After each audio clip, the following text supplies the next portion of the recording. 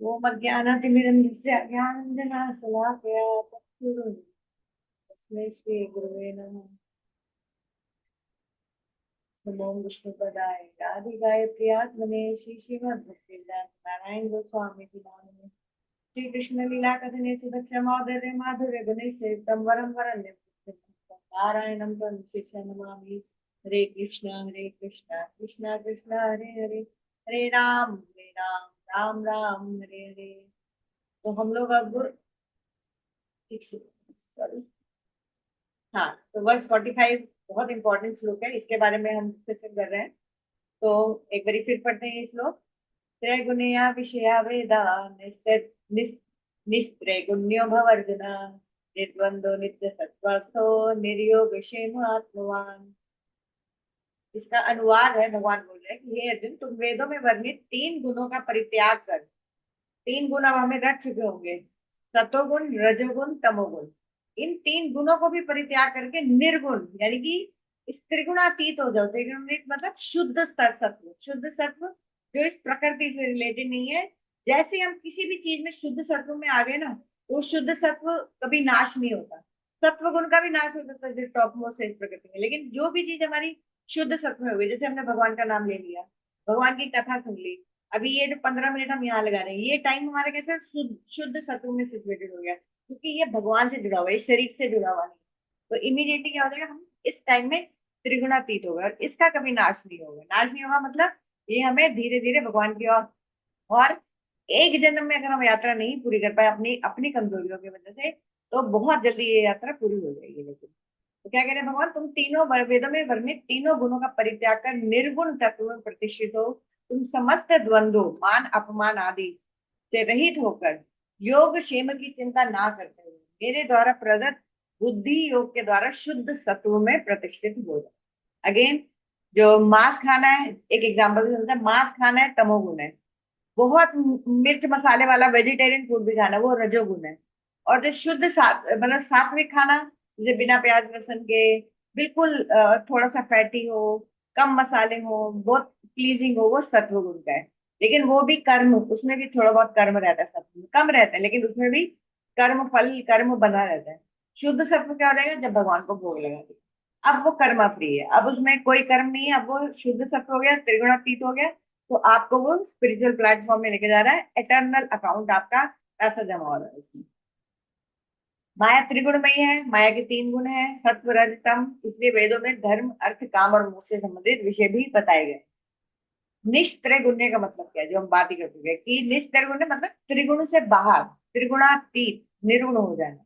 तो निर्गुण क्या होती है, देखिए ज्ञान सत्व गुण है, लेकिन ज्ञान भी निर्गुण नहीं है, ज्ञान भी कर्म में कुछ ना कुछ लिप्त रहता है। लेकिन निर्गुण जो गुणातीत है वो सिर्फ भक्ति होती है, ओनली भक्ति। केवल भक्ति ही निर्गुण है, ना ज्ञान निर्गुण है ना कर्म निर्गुण है। कर्म तो है ही नहीं, वो तो तमोगुण का भी हो सकता है, रजोगुण का भी हो सकता है, सतोगुण का। ज्ञान जो है वो सतोगुण का है, लेकिन फिर भी वो beyond the material modes of nature नहीं गया। क्यों? क्योंकि कर्म और ज्ञान दोनों का आश्रय क्या है, शरीर है। जो भी चीज शरीर से रिलेटेड होगी वो त्रिगुण के अंदर आएगी। तो इसलिए भगवान, अब भगवत गीता में हम पहले भी डिस्कस जो पहले 6 अध्याय है उसमें ब्रॉडली क्या डिस्कस किया जा रहा है, कर्म के बारे में बताया जा रहा है, कर्म कहते हैं। फिर 7 to 12 जो चैप्टर होंगे वो हम भक्ति प्रतिपादक, भक्ति के बारे में बताया जाएगा। और फिर लास्ट के 6 जो होंगे वो ज्ञान प्रतिपादक होंगे। लेकिन क्या होता है इन सब अध्यायों में, इवन तो भगवान कर्म की बात करें लेकिन बीच में भक्ति की बात जरूर लेंगे। बीच के तो है ही भक्ति के बारे में। लास्ट के 6 होंगे उसमें भी ज्ञान के बारे में बताया, लेकिन बीच बीच में भक्ति लाते रहेंगे। क्यों? क्योंकि हमने ये, आपको याद होगा, डिस्कस किया ये कि पहले 6 अध्याय अगर कर्म के बारे में करें, तो फिर अब जब ये सेकंड चैप्टर क्या है, कर्म कर्म, फर्स्ट 6 चैप्टर्स में से कर्म की बात है, लेकिन अब निष्क्रिय पुण्य है जो कि सिर्फ भक्ति होती है, उसके बारे में भी बात कर रहे हैं। बात हो रही है कर्म की कि तुम ये ऐसे कर्म करो, तुम्हारी ड्यूटी है, ये है वो है, लेकिन बीच बीच में भक्ति आती जा रही है। हमने पहले भी पढ़ा था, नेहा भी क्रमो नाशो अस्ति प्रत्यवायो न विद्यते, ये भी श्लोक भक्ति के बारे में था, जबकि सेकंड चैप्टर में था। यहाँ पर भी सेकंड चैप्टर की बात हो रही है लेकिन कर्म का चैप्टर है, लेकिन फिर भी भक्ति आ रही है। तो क्यों? क्योंकि गीता का मूल विषय भक्ति ही है। अब समझाने के लिए बच्चे के, नर्सरी के बच्चे को समझा रहे हो तो सब बातें समझानी पड़ेंगी, लेकिन मेन एम जो है वो भी बीच बीच में आती रहेगी, ताकि भटक ना जाए आदमी मेन टॉपिक से। बीच बीच में भगवान रिमाइंड करवाते रहते हैं, ये सब मैं समझा रहा हूँ, लेकिन मेन बात क्या है, भक्ति है। क्योंकि अभी हम आगे सुनते हैं, निष्काम कर्म योग भी बताया गया है, और भक्ति का वर्णन फिर भी निरंतर आता रहता है। अब जैसे हमने पहले एग्जांपल किया था कि पार्टी में जान रहे हैं, मान लीजिए आप घर के मालिक को नहीं जानते, फिर पता कैसे चलेगा मालिक कौन है, सभी सजे सजे बैठे हैं। तो व्यवस्था तो मित्र भी संभाल सकता है, सम्मान कोई रिश्तेदार भी कर सकता है, आके आपके गले में उसके जो मेन मालकिन है उसकी बहन ने आके आपकी माला चढ़ा दी। तो लेकिन पता कैसे चलेगा कि मालकिन कौन है, क्योंकि जो मालकिन होगी ना, वो हर जगह भागती हुई नजर आएगी। तो गीता का मुख्य विषय क्या है, गीता का प्रतिपाद्य विषय भक्ति है, इसलिए भक्ति हर जगह नजर आएगी। तो आप नहीं भी जानते ना पार्टी में गए मालकिन को, लेकिन आपको पता चल जाएगा कि वो मालकिन है, क्योंकि वो फटाफट किचन में भी भाग रही होगी, गेस्ट को भी समझा रही, लोगों को समझा रही होगी गेस्ट का कैसे सम्मान करना है, उधर खाना पकाने वाले के पास भी होगी, उधर सफाई करने वाले के पास, हर जगह भाग रही होगी। तो सब तैयार है, लेकिन पता चल जाएगा कि मेन जो मालकिन है वो कौन है। उसी तरह से गीता में कर्म की भी बात हो रही है, ज्ञान की भी बात हो रही है, भक्ति की भी बात हो रही है, लेकिन एक ही चीज जो हर जगह दिखेगी आपको, बीच बीच में आती रहेगी, वो है भक्ति, क्योंकि वो मेन प्रतिपाद्य विषय है। ये हमें समझना पड़ेगा, ये कहने की बात नहीं है। अब गुरुदेव हमारे बोलते हैं कि यदि कहे वेदों में तो भक्ति का वर्णन ही नहीं है, तो भक्ति क्या हो जाएगी, अप्रामाणिक हो जाएगी। अगर कोई कहे ना कि वेदों में तो भक्ति की कोई बात ही नहीं है, तो भक्ति क्या होगी, अप्रामाणिक होगी। लेकिन क्योंकि सब प्रमाण हमें कहाँ से मिलते हैं, वेदों से मिलते हैं, लेकिन ऐसा कभी नहीं हो सकता। वेदों का मूल विषय भी, जैसे भगवत गीता का मूल विषय भक्ति है, वैसे जो हमारे वेद है उनका भी मूल विषय भक्ति है। वेदों में ज्ञान और कर्म से संबंधित विधियां अधिक हैं, जो हमने पढ़ा है, क्योंकि हम भोग करने आए हैं। तो फिर भगवान ने भोग करने की ज्यादा बात बताई है। अगर वेदों को देखिए, अगर वेदों में भोग की बात नहीं होगी ना, हम तो भोग हमारी मेन जो टेंडेंसी है वो तो भोग करने में ही है, एंजॉय करने में, सेंसेस। अगर वेदों में सेंसेस के बारे में, एंजॉय करने के बारे में कुछ नहीं बताया होता, तो हम वेदों को कभी पढ़ने की भी कोशिश करते हैं? जो लोग पढ़ते हैं, तो कभी हम सुनने की भी कोशिश करते हैं? कभी नहीं। फिर हमारी लाइफ कैसे होती, बिल्कुल इनडिसिप्लिन, जैसे कि विदेशी लोग रह रहे हैं, गाय को भी काट रहे हैं, चाइना में देख लीजिए कुत्तों को भी काट के खा लेते हैं, मतलब कोई रूल एंड रेगुलेशन नहीं है।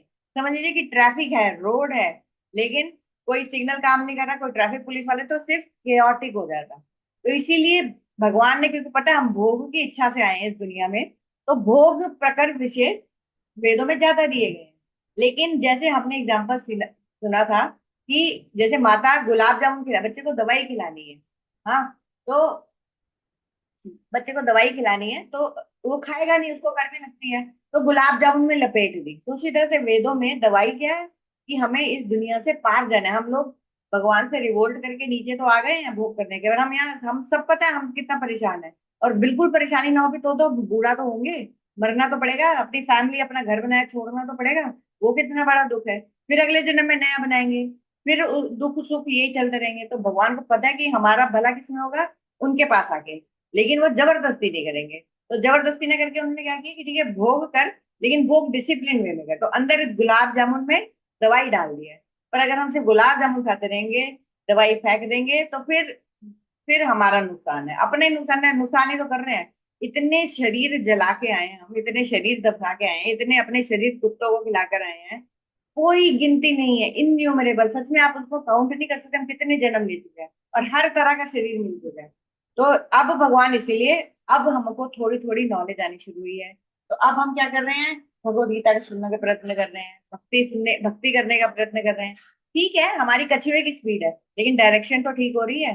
तो ये जो कर्म कर रहे हैं ना, हम ये सब छूट जाएंगे, कुछ पता भी नहीं चलेगा। तो भगवान अर्जुन से क्या कहते हैं, तीनों वेदों में वर्णित तीनों गुणों का परित्याग करो, गुणातीत हो जाओ, शुद्ध सत्वों में प्रतिष्ठित हो। ये भगवान बार बार कह रहे हैं। लेकिन क्या इतना आसान है? भगवान ने कहा गुणातीत हो जाओ भैया, तीनों गुण से ऊपर हो जाओ। पर हमारे चाहने से हो जाएगा? प्रयत्न तो करना पड़ेगा। लेकिन सिर्फ जैसे मैं तो पिछले 30 सालों से स्ट्रगल कर रही हूँ, अभी तक मैं गुणों में ही फंसी हुई हूँ। लेकिन इसका मतलब मैं कुछ भी नहीं, प्रोग्रेस नहीं हुई। पता, जैसे लिफ्ट में आप बैठे हो ना, तो जैसे पहले लिफ्ट में घुसोगे तो पता चलेगा, लेकिन जब लिफ्ट आपको 12वीं फ्लोर में जाना है तो इतनी मूवमेंट नहीं होगी, लेकिन इसका मतलब आपकी प्रोग्रेस नहीं हो रही है, लेकिन पता नहीं चल रहा। तो उसी तरह से भगवान बोले गुणातीत हो जाओ, लेकिन विद दैट सेड गुणातीत अपनी मर्जी से नहीं हुआ जा सकता। सटली प्रोग्रेस हो रही होगी, लेकिन हमें स्ट्रगल बहुत करना पड़ता है। तो ये बहुत पापड़ बेलने पड़ते हैं शुद्ध सत्य में प्रतिष्ठित होने के लिए।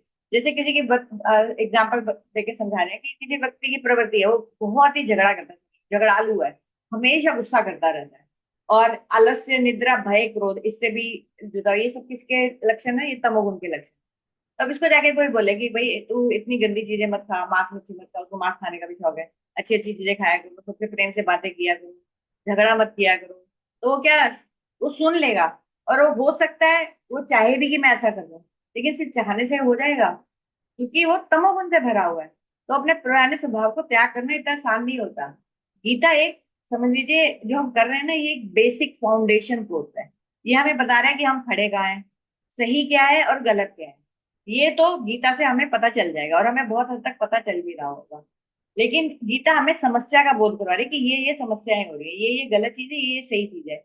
लेकिन हम गलत चीज छोड़े कैसे, और सही चीज अपनाए कैसे, गुणातीत बने कैसे, शुद्ध भक्ति में आगे बढ़े कैसे। तो ये हम जब भगवत गीता शेष कर लेंगे ना, इससे भी हमें, मैं, आपका नहीं मुझे पता, लेकिन मेरे लाइफ में अब कुछ प्रॉब्लम आती है ना, तो मैं भगवत गीता बहुत सालों से पढ़ रही हूँ, बहुत सालों से सुन रही हूँ।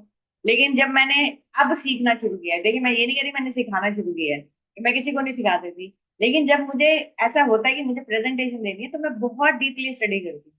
तो उसकी वजह से ये सब चीजें ना मेरे अंदर दिमाग में घुसने लग गई है, अंदर घुसने लग गई है। तो प्रॉब्लम आती है ना, इमीडिएटली मैं भगवत गीता की तरफ देखती हूँ, भगवत गीता में भगवान ने कहा है, तो क्या मैं दूसरों को बता रही हूँ, मुझे खुद विश्वास नहीं है, तो मेरी टेंशन चली जाती है, तो ये इतनी हेल्प करेगी। लेकिन फिर भी ये क्या है, बेसिक कोर्स है। तो ये क्या आगे हमें जो बताएगा ना कि गुणातीत होना कैसे, ये बता रही है कि गुणातीत हो, बंधनों से निकलो। ये गलत है, सही है, लेकिन ये होगा कैसे? इसके लिए हम आगे श्रीमद् भागवत पढ़ेंगे, श्री चैतन्य चैतामृत पढ़ेंगे, श्री चैतन्य भागवत पढ़ेंगे। इनमें तो ऐसे लगता है अमृत घुला हुआ है। मतलब आप सुनेंगे ना जब हम वहां पहुंचेंगे, स्पेशली चैतन्य भागवत जब आप पहुंचेंगे, सबसे पहले हम चैतन्य भागवत ही करेंगे ना, सोचिए उसके बाद उसमें से भगवान की लीला ही लीला है, तत्व थोड़े कम है। आप रोते ही रहोगे, इतनी सुंदर रस, फिर आपको पता चलेगा कैसे जो मटेरियल तो हम जो भोग रहे हैं ना, कैसे ड्राई है, इनमें कुछ वो नहीं है रस। लेकिन इस चीज में देखिए, यहाँ हम रोते हैं, किसी ने हमें थप्पड़ मारे, कैसा मन जल रहा होता है। लेकिन जब हम भगवान के लिए एक भी आंसू आएगा ना, तो आप देखिएगा वो कितना सुखमय होता है, ऐसा लगेगा वो रोना ना रुके। बिल्कुल रो आप तब भी रहे हो, तब भी रहे हैं, लेकिन बिल्कुल अलग इमोशन होते हैं। और अभी तो बिल्कुल हम नीचे वाले प्लेटफॉर्म में, तब भी ऐसा एक्सपीरियंस होना शुरू हो जाता है। तो भगवान लास्ट में जो गीता में बोलते हैं, जो लास्ट होगा होगा, सर्व धर्मान परित्यज्य मामेकम शरणम व्रज, हम त्वाम सर्व पापेभ्यो मोक्षयिष्यामि मा शुचः। भगवान ने बोला कि सब तरह के धर्मों का परित्याग कर दो, केवल मेरी शरण में आ जाओ, मैं तुम्हें सभी पापों से मुक्त कर दूंगा। चिंता मत करो कि मेरा ये काम नहीं हुआ तो मुझे पाप लग जाएगा। तो भगवान ने मेरी शरण, ये तो बता दिया भगवान ने, लेकिन ये नहीं बताया कि फाइनली हम आएंगे कैसे। तो चैतन्य महाप्रभु जो 500 साल पहले आए, उन्होंने जो बोला कि भगवान ने जो गीता में ये उपदेश दिया, लेकिन इसको हम व्यवहार में कैसे लाएं, यह भी समझना आवश्यक है। तो अब कोई बंदा जंजीरों से बंधा हुआ है, जंजीरें क्या है, जैसे सतोगुण की जंजीर, रजोगुण की जंजीर, तमोगुण की जंजीर। हाँ, तो इसको आप जंजीर समझ लीजिए, रस्सी से बंधा हुआ है। और भगवान से बोल रहे आजा मेरे गले लग जा, मैं तुझे वापस ले जाऊंगा, मैं तुझे वापस ले जाऊंगा।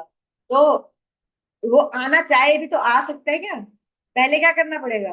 पहले जंजीरें काटनी पड़ेंगी। अब भगवान ने जंजीरें काटने का जो प्रॉपर तरीका है, सबसे आसान तरीका है, वो हम आगे जाके भगवान ने हायर कोर्सेज में समझा है। बता तो दिए कि ये जंजीर है, मतलब ये जंजीरें काटनी चाहिए, पर प्रोसेस जो है वो महाप्रभु जो 500 साल पहले उन्होंने प्रोसेस बताई। कि भगवान, वो उन्होंने बोला कि भगवान कृष्ण ने खुद ही कृष्ण थे, लेकिन राधा रानी का हाथ था उनके अंदर, राधा रानी का हृदय था। तो इसीलिए वो भगवान कृष्ण से भी परम दयालु हो गए। क्यों? क्योंकि कृष्ण राधा रानी का हृदय लेकर आए हैं। उसकी भी डिटेल हम चैतन्य भागवत में सुनेंगे। तो भगवान श्री कृष्ण ने गीता में आदेश दे दिए मेरी शरण में आ जाओ, लेकिन उसको हम लागू कैसे करें? भगवान ने यह सिखाने के लिए कौन आए थे? महाप्रभु चैतन्य। उन्होंने ही नाम संकीर्तन की शुरुआत की। तो भगवान का बुद्धि योग, भगवान बोले मेरे द्वारा श्लोक में बोल रहे हैं ना, यही श्लोक जो हम पढ़ रहे हैं कि मेरे द्वारा प्रदत्त बुद्धि योग के द्वारा शुद्ध तत्व में प्रतिष्ठित हो जाओ। बुद्धि योग का क्या है? बुद्धि योग हमने पढ़ा ना, दो तरह के होते हैं, अ, भक्ति योग और भगवत अर्पित निष्काम कर्म योग, ये दोनों बुद्धि योग हैं। तो आगे जो महाप्रभु उन्होंने आगे इस प्रोसेस को कैसे कर सकते हैं वो बताया, जो हम बीच बीच में करते रहते हैं, कि भगवान का नाम सबसे इजी है। तो तीनों गुण के पास सिर्फ भक्ति योग के द्वारा हो पाएंगे। इसके बिना त्रिगुण माया से निकलना संभव नहीं है। भक्ति योग से ही जीव भगवान की शरण में जाकर गुणातीत हो जाता है। इसलिए जो ये हमारी जो इस्कॉन की और गौड़िया मठ की बुक होती है ना, इनको Bhagavad Gita as it is कहा गया, क्योंकि गीता जैसे बता रही है वैसे समझाने की कोशिश। किसी एक, जैसे कर्म की बात हो रही है, तो कर्म कोई, जैसे उसका पूरा कंटेक्स्ट नहीं लिया कि बीच में भक्ति का श्लोक क्यों आ रहा है, ये क्या हो रहा है, बस जो आया उसी को बढ़ा चढ़ा के समझा दे। कुछ लोग ने तो भगवत गीता की बड़ी सारी कमेंट्रीज है, ये तक कहा कि ये पांच पांडव जिनकी बात हो रही है, ये पांच पांडव नहीं है, ये हमारे पांच तत्व है। तो मतलब जो पांडव है उनकी एग्जिस्टेंस ही डिनाई कर दी कि डिनाई नहीं है, तो हमारे पांच तत्व हैं उसके बारे में समझाया कि इस तरह से अर्जुन इसको represent, इस तत्व को रिप्रेजेंट करता है, युधिष्ठिर उस तत्व को रिप्रेजेंट करता है। तो हर लोगों की अपनी कितनी भगवत गीता की कमेंट्रीज आप सोच भी नहीं सकते। तो इसका मतलब ये नहीं कि सारी वही एग्जैक्टली वही मैसेज दे रही जो भगवान देना चाहते थे। इसलिए जब इस्कॉन के प्रभुपाद ने भगवत गीता लिखी तो लिखा एज इट इज, यानी कि जैसे भगवान समझाना चाहते थे वैसे एग्जैक्टली समझाया गया। तो फटाफट से टाइम हो गया, खत्म करते हैं। तो हम कर्मी हैं, तो सब कुछ सुन लेने पर भी तुरंत कर्म का परित्याग नहीं कर पाते। हमारी पुरानी आदतें हमारे कर्म की ओर खींचती हैं। राग द्वेष और अहंकार हमने बांधा हुआ है। मन और इंद्रिय अभी भी विषय की ओर भागती है, विच इज नेचुरल। तो भगवान अर्जुन से क्या कहते हैं, भगवान भी अर्जुन से कहते हैं, तुम बड़ी बड़ी पंडितों जैसी बात कर रहे हो। हाँ कि मैं ये नहीं करूंगा, मैं संन्यास ले लूंगा, मैं युद्ध नहीं करूंगा। लेकिन तुम अभी युद्ध छोड़ भी दोगे। लेकिन जो तुम्हारा अंदर का स्वभाव है, क्षत्रिय स्वभाव, क्षत्रिय स्वभाव क्या होता है, लड़ने का, बीइंग अ वॉरियर, वो कहाँ जाएगा। फाइनली वो तुम्हें फिर दोबारा युद्ध भूमि में लेकर आएगा। तो तुम भागने की बात कर रहे हो, वो नहीं सकता। इसलिए अभी क्या है, मोह आया है उसको, रिलेटिव्स के साथ तरस आ रहा है। तो टेम्परेरी है, इसलिए वो युद्ध से पीछे हट रहे हैं। लेकिन उनका एक स्वभाव उनको शांत नहीं रहने देगा, इसलिए भगवान को बोले युद्ध के लिए तैयार हो जाओ। तो कर्म और भक्ति दोनों का उपदेश दे रहे हैं कि युद्ध के लिए भी तैयार करें, साथ में भक्ति का भी उपदेश प्रदान करें, जैसे हम भगवद गीता में पढ़ रहे हैं। तो इसलिए गीता को संपूर्ण रूप से समझना आवश्यक है। किसी उनको युद्ध करने के लिए नहीं बोल रहे, युद्ध करने के लिए बोल रहे, लेकिन भक्ति के भी साथ साथ में टॉप मोस्ट गोल क्या है वो भी बता रहे हैं। तो हम आगे पढ़ते रहेंगे। ये हमने डिस्कस कर लिया है। तो गुलाब जामुन ये अब कल पढ़ेंगे, टाइम हो गया, ठीक है। तो आज चीज करते हैं।